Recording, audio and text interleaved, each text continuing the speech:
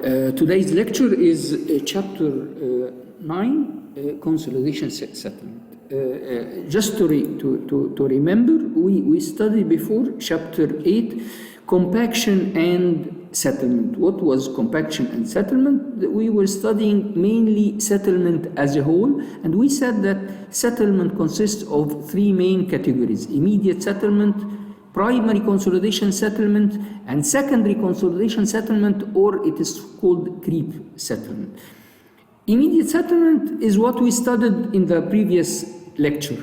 Primary consolidation settlement is what we are going to study in our new lecture. Creep settlement, we said that it is a refined type of consolidation settlement. It needs further analysis, but the results is not that much. Creep settlement is just that it takes a long time, and it is based not on expelling water outside of the sample. No, it is rather redefining the particles to fit into smaller spaces.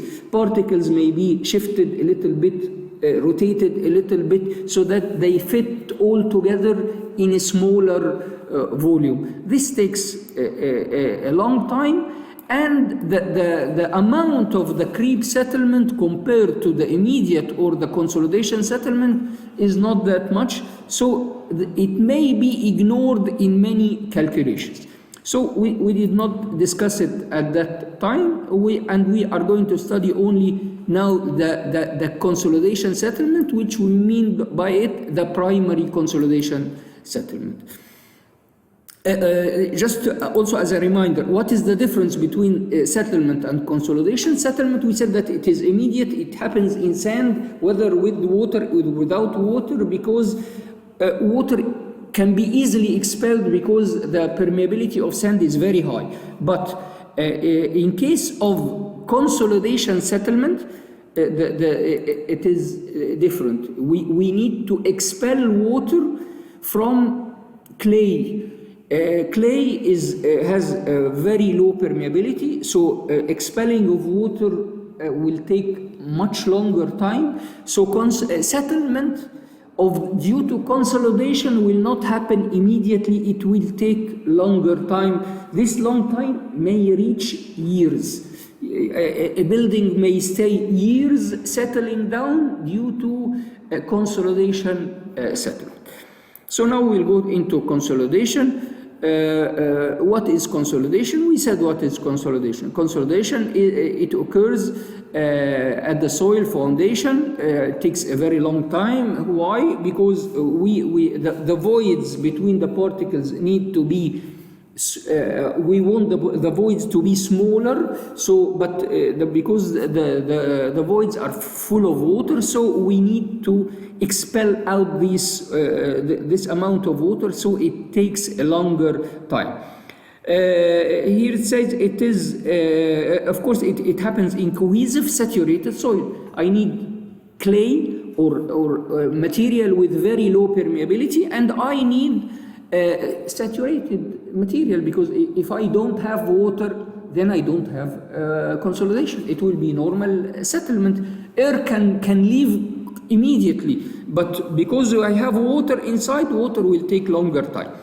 Here they say it is the most dangerous type of settlement because it occurs in a long time during the operation of the structure, and its value is large. So its value is large. I can compare this to what I said here, that the creep settlement, the value is not large. That's why it takes long time, but the value is not that big. But here, the primary consolidation settlement is, the amount is large, and it may be big amount, and it will take long time. So it will happen during the operation of the building.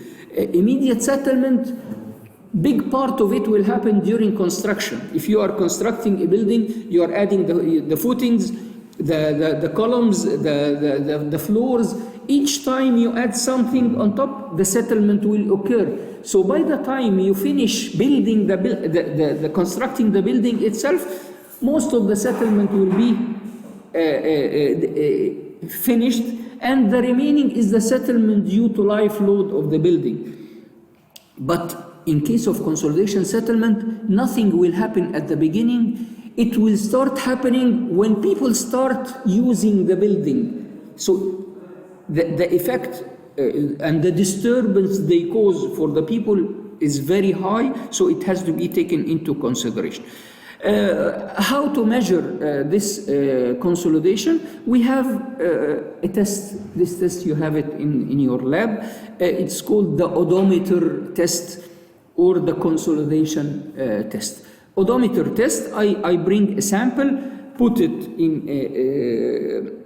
in a container, and I compress the sample from the top, and and of course I submerge it in water, and I allow water to leave the sample.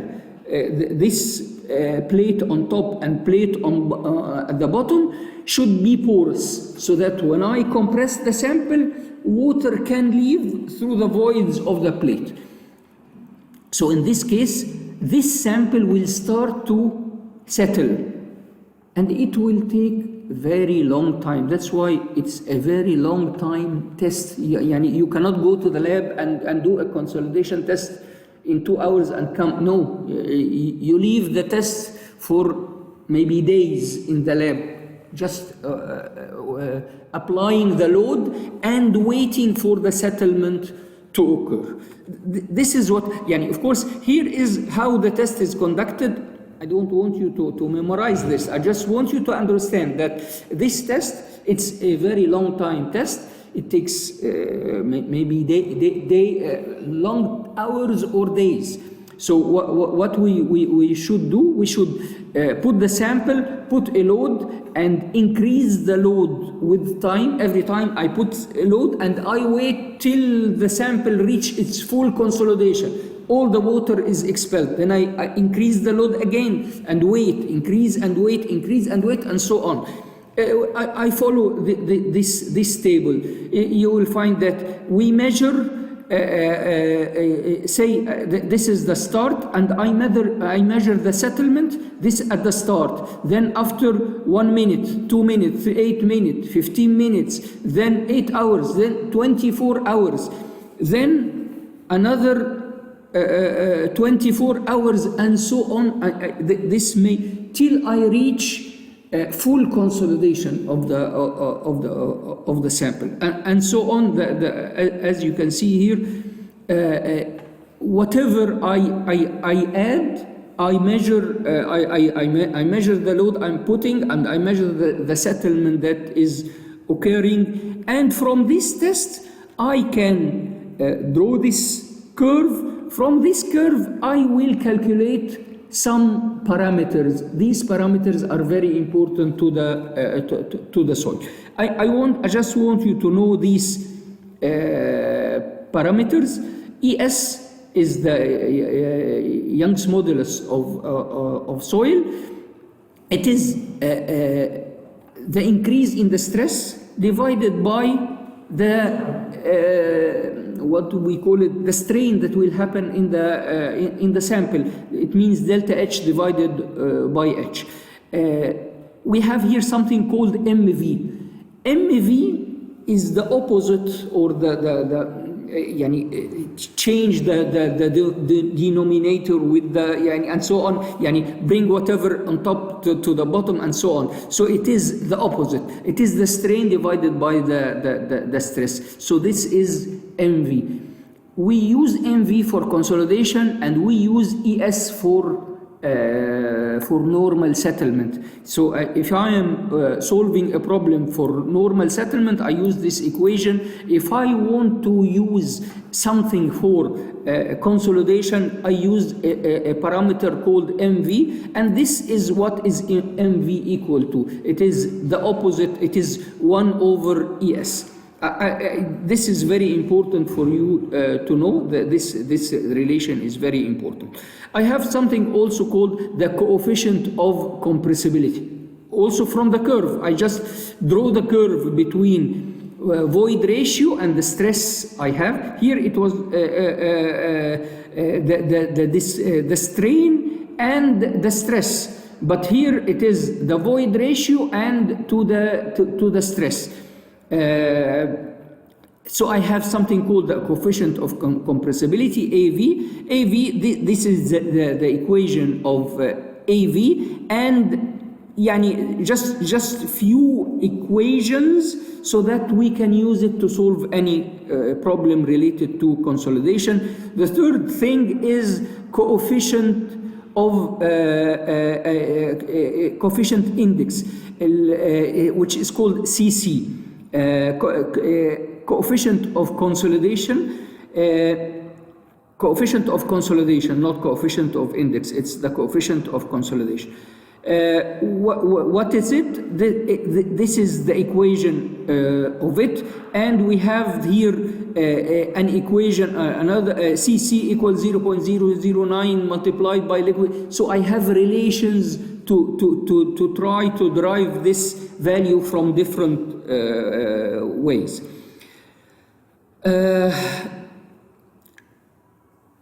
Now I have to study something called over-consolidation pressure. Up till here, we were studying what we do at the lab. Now I'm going to go to the normal samples in normal life. We have something called normally consolidated soil. This is very important because this is something that we can be asked in an exam. Define what is normally consolidated soil, or over consolidated soil, or under consolidated soil. What it is, I have to understand. It's not just a formula. Normally consolidated soil means what? Suppose I have, this is clay, and I have clay, and I put a load on the clay. When I put load on the clay, then I am pushing water to leave the clay. At any time, I can say that this clay is normally consolidated. Why? What does it mean that it is normally consolidated? That this clay, the pressure that it is exposed to it is the maximum pressure that it had suffered during its life. So normally consolidated, as I said, that the stress that the clay is suffering from is the maximum stress that it has endured during all of its life. Suppose that after putting a lot of stress on the clay, I removed part of the stress. In this case, I can say that the clay is over-consolidated. What does over-consolidated mean? It means that it was subjected to higher loads in previous cases, but now it is subjected to a lower stress. What is good about over-consolidated clay? Over-consolidated clay will settle less. Why? Because it was previously stressed more than that. And as I said in many cases before, this is similar to human beings. If you face a very big problem in your life, whenever you face the same problem or a smaller problem in your future life, it will be very easy for you to tackle this problem because you have experience. So I can call that the over-consolidated clay is experienced clay. This clay knows what to do when subjected to very high stress. That's why it can, the amount of settlement that will happen for over-consolidated clay is less. Under-consolidated clay is a little bit hypothetical. It means that it is the opposite. It means that at the current case, it is subjected to a load that is higher than what it was in the in previous life, and really it is not we rarely can see under consolidated soil, but we usually see over consolidated soil or normally consolidated soil. So this is something important, that you know the difference between the three cases. This is here we say that sigma naught, which is the sigma now, is bigger than sigma consolidation, which has happened before in the previous history of the clay. Then I need to calculate the consolidation settlement. How to calculate the consolidation settlement? This is my equation for calculating the consolidation settlement. If you remember, we had another equation for the immediate settlement derived from the stress and strain, but of course it just included Young's modulus E, the height of the layer that will. So here H is there. It's okay. But and delta sigma is there also. But all other factors are related to consolidation. CC, a factor that we have discussed before, and we said that CC can be derived from this equation. And sigma naught, which is the initial stress, and so on. These are the definition of all sigma naught, effective stress at the middle of the clay layer. So this is just the equation. I can just substitute in this equation to get the consolidation settlement that will happen to this layer. This is an example. I have here a footing, I have a stress, and this is the compressible clay layer. Below it is sandstone. So because it is sandstone, I know that sandstone is a rock. So it means that no consolidation settlement will happen in rock. So this is the only layer.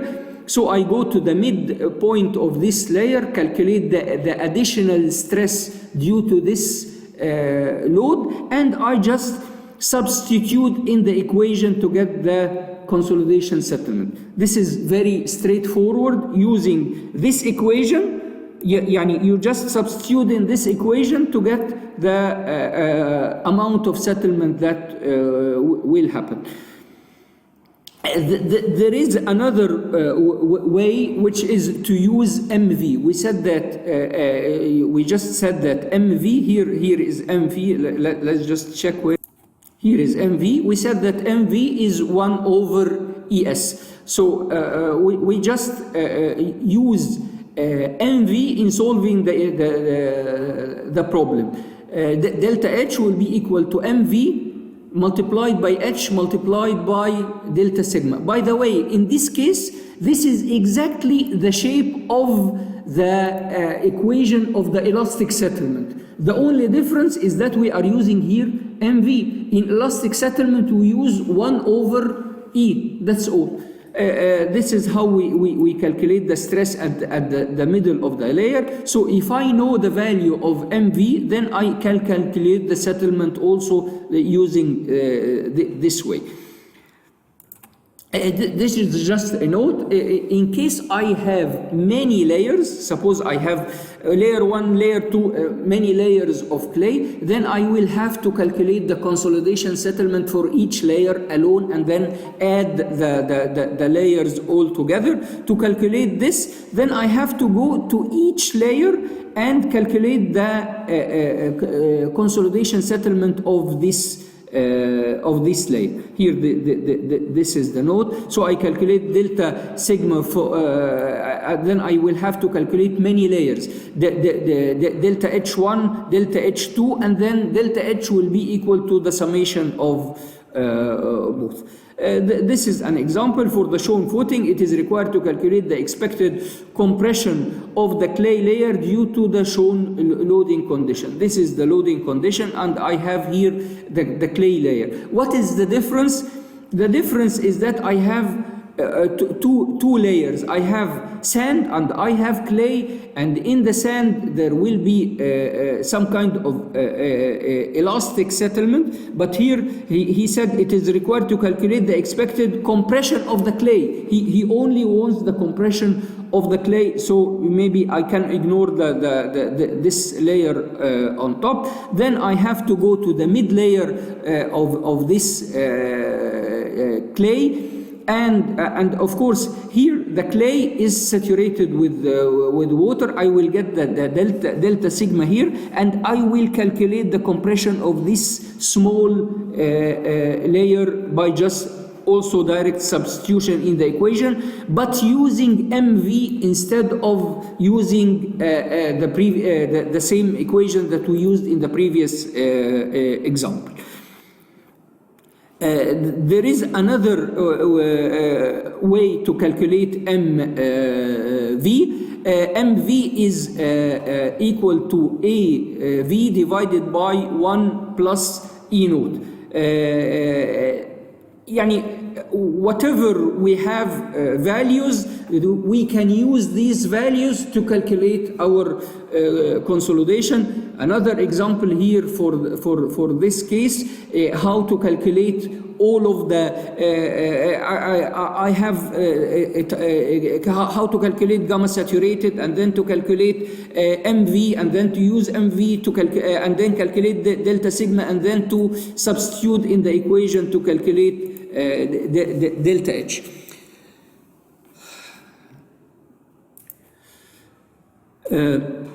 So now the previous was just more or less similar to the elastic settlement, but the equation is different, the parameters are different, and so on.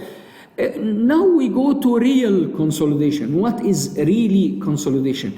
Consolidation means that I have, let's just see this, this chart. This is clay, and I have clay here. It is full of water. How water is going to leave this clay? Just please concentrate with me in this. I have here a clay layer, and this clay is full of water. How water is going to leave this clay? It needs to travel from the location where it is till a location where it can leave the clay. So it needs to go to the boundaries. So water here, if I have water here, suppose that this yellow is the clay, and this green is sand. So water is here. Water that is very near to the sand, it will go up. Water that is very near to the below sand will go down. Water that is at the middle, part of it will go up and part of it will go down. So we can say that if I have clay and I have two ways to lose the water, then part of the water will go up and the other part will go down. So in this case, the longest time for the consolidation is that the particles of water that is here will need to travel half of the thickness of the layer. Suppose I don't have this green layer at the bottom. It means that water cannot leave from the bottom. Then in this case, it only can leave from the top. So in this case, the clay, the water in the clay will have to travel a very long distance. It will have to travel double the distance. So in this case, the time needed for the consolidation will increase. Instead of here, the particles here just traveling this small distance, now the particles here will have to travel all the way up to leave my sample. So consolidation really depends on the path that the water will have to follow to leave the clay. So this is very important. That's why we usually say one-way consolidation, two-way consolidation, three-way consolidation. It depends on how many paths the water can take. In this case, I have two-way. Water can go down, water can go up. But in this case, water have all of it to go up. In case I have something horizontal, by the way, you remember how can we have a vertical sand layer so that consolidation can happen horizontally? Concentrate on this. If I have this clay layer and I want to get rid of the water as quickly as possible, what can I do? I can just go with a machine similar to the machine of the boreholes, drill few borehole holes, and then fill these holes with sand. In this case, instead of the water having to travel all the way up, and I just put many boreholes here that is full of sand. So what will happen is that the water here will travel horizontally just a small distance to meet my hole and then travel within this hole. So water here will just travel a small distance till it meets the borehole or the hole that I have drilled, and then it can travel through the sand without any problem. So these three drawings represent how we can deal with clay. Either the clay naturally has two ways so that water can leave, up and down. Suppose you have a layer of sand followed by a layer of clay followed by a layer of sand. So in this case, there will be two-way consolidation. Consolidation can go up or can go down. But if I don't have this bottom layer, I just have an impervious rock layer. So in this case, all of the clay will have to go up. So it will take very long time. To reduce this time, I can just add what we call vertical drains. Vertical drains means that I drill vertically in the soil and put a material that has very high value of permeability. So in this case, this borehole-like material will just help in shortening the time needed for consolidation. This is just something called T. T is the time factor. This time factor, we use it to calculate the time needed for consolidation. This is how we can calculate the time needed from the consolidation, and it depends on the time, the distance that here h is the height for the drainage. What is the distance that water have to travel to get out of the clay? So in this case, this will be my h drainage. Here this will be h. Here this small distance will be h. I will just take this value, substitute in this equation. This is h, this is t, this is tv, which is the time factor that I can calculate from this equation. Then I will get the t, which is the time needed for the consolidation of the whole layer. As I said, it may take months or it may take years to finish consolidation of a layer. These are just some charts that I may use in calculating these values. This is used to calculate TV. This is used to calculate CV. Just some charts that are used in this. This part, starting from here, this is just for info that we have something called time-dependent consolidation, and to calculate the consolidation exactly, we can calculate the time needed for consolidation using equations. Of course, here you don't have an example because you just need to understand the knowledge of that there is a way for calculating the time needed for consolidation of any sample. And this is just a few charts just for info. We can stop here, and thank you and see you next lecture.